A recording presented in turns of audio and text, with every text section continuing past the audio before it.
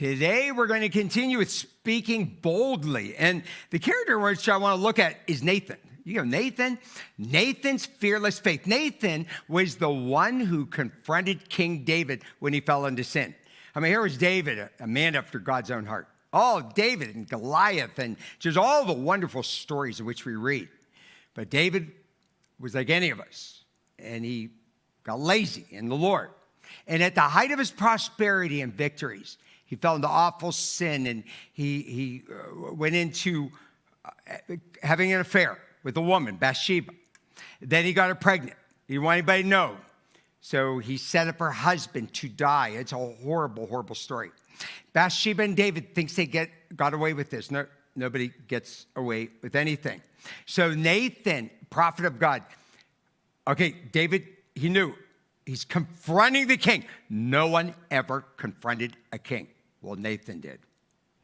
He confronts David and lets him know that you are the man that has sinned, because he went before him and he said there was a man and he had somebody he needed to have a party for and feed some food. And so he went to his neighbor, and this man was very wealthy and he had all these sheep, but he went to his neighbor and he took their one little sheep and he stole it from him and he fed it to his guests. Oh, and David said, that's horrible, that's awful. He goes, that man shall pay fourfold. And Nathan then says here, well, you are the man. Because he took Uriah's wife, Bathsheba. Here's David. He has everything. He has all the women. He has everything. He goes, you took him, and now you committed all these horrible things, and now David is going to pay fourfold. But what I want to show you was the boldness of this man of God who confronts the king. Now, today we have men of God. We have men who are in ministry. They will not speak the truth. They won't do it. They're afraid of their congregations. They're afraid of offending people. They're afraid people won't like them. Look here, 2 Samuel 12:9. Why have you despised the word of the Lord to do what is evil in his sight? Notice that. It's a pretty strong message. Look at 2 Samuel 12:13. Look what happens. David said to Nathan, I have sinned against the Lord. No one confronted David even though they knew what he did, except for Nathan.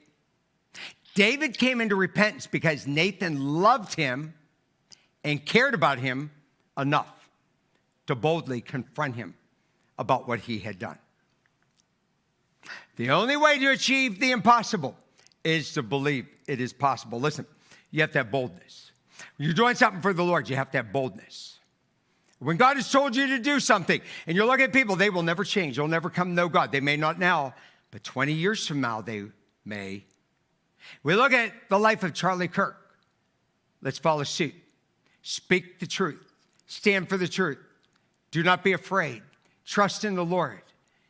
And let God bless. People will be saved, and your own personal life will be blessed.